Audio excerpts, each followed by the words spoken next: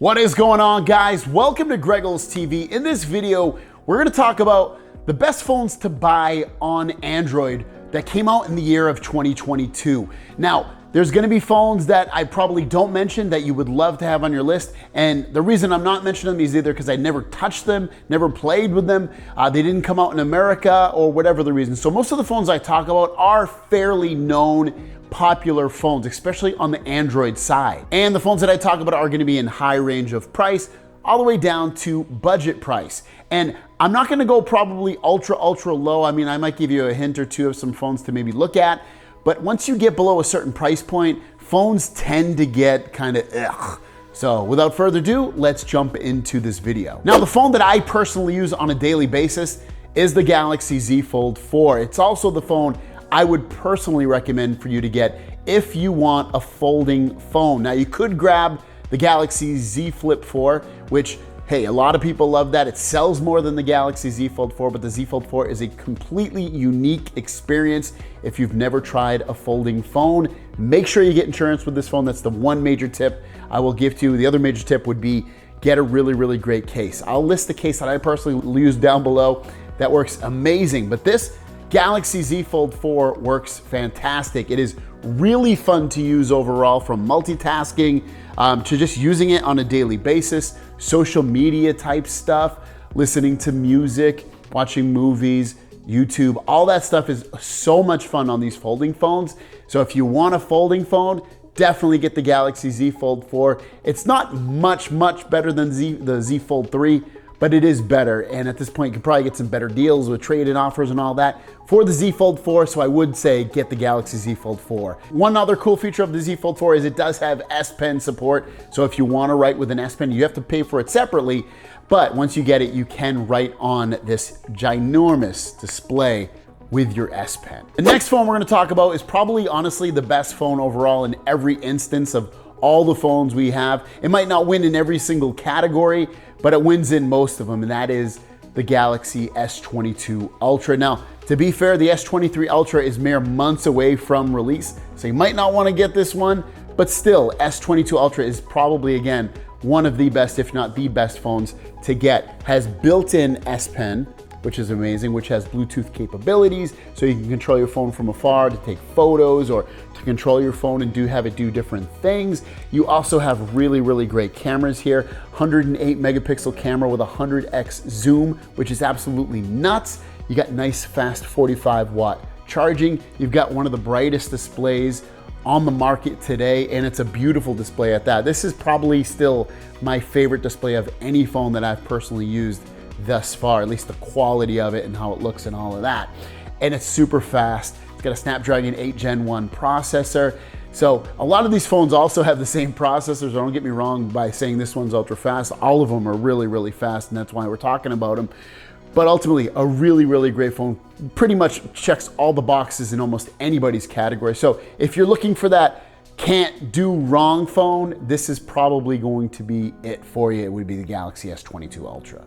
Our next phone, the Pixel 7 Pro, comes in $200 to $300 cheaper versus the iPhones, versus the Galaxy S22 Ultra, versus a lot of phones. And it's the most reliable camera that you can get for any phone on Android. It takes the best photos, I feel like, of any phone on the market today on Android. If you're taking a picture of a person, this is the phone that you want to get. It's amazing at that kind of stuff. And just taking nature photos or pictures of your pets or just a quick snapshot of anything, this is so freaking reliable. It's amazing. Definitely the most reliable. It also takes amazing video, really good video. I love the microphones built into this. They pick up nice and clear.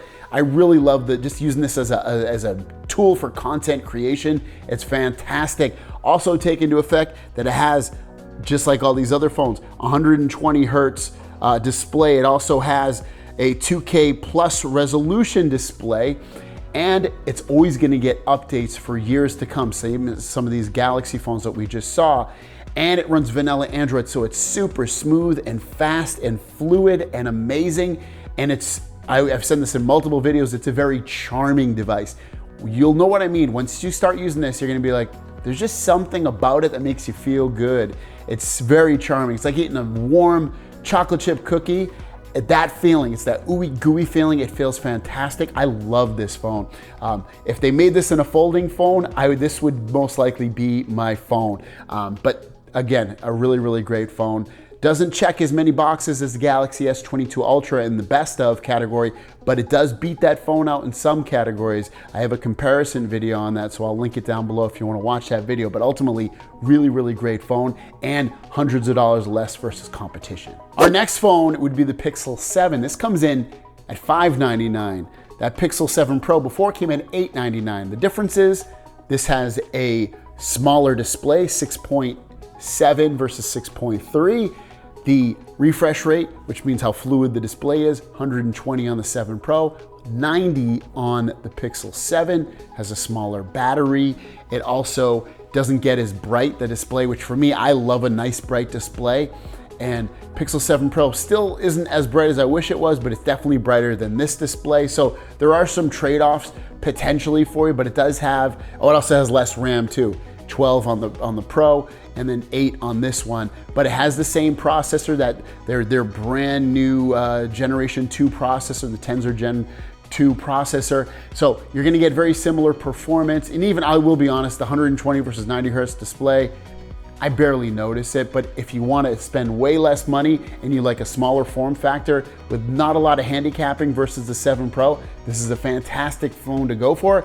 It gives you pro level features at a mid-range price. So definitely check out this Pixel 7, and you're gonna get a lot of the great photo qualities as well as you do on the 7 Pro. 7 Pro still takes better photos and has more photo capabilities in terms of having a macro lens and a better zoom, but ultimately they're gonna take very similar photos. Our budget phone is the Pixel 6a. You can get this generally for about 450 bucks, but sometimes, I know if you sign up through a contract or you go through Google Fi, you can get this for like 300 bucks, maybe even cheaper. And this is a fantastic phone. It has the Tensor G1 processor, which is the same processor that was in last year's Pixel phones, and it runs beautifully on this.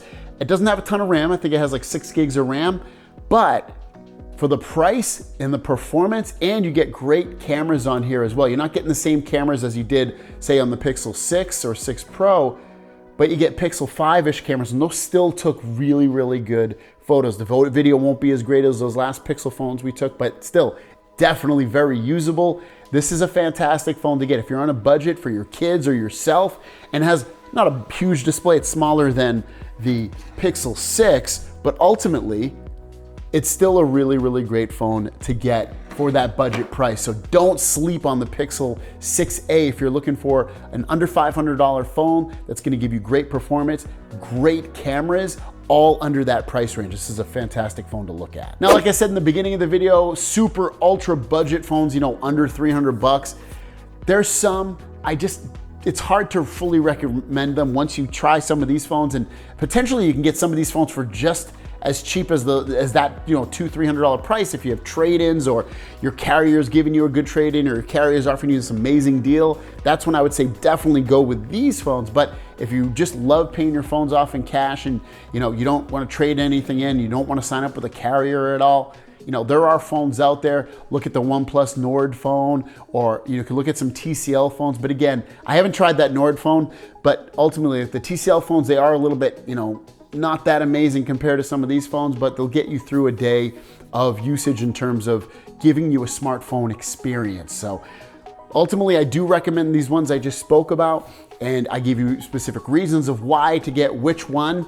And I think they all have their different use cases and for different people and for different budgets. So hopefully that fills some gaps. And if you want to pick up any of the phones, all of them are linked in the comments down below and in the description down below. So have a great day, and we'll see you down the road. And let me know what your phone to get of 2022 is and why.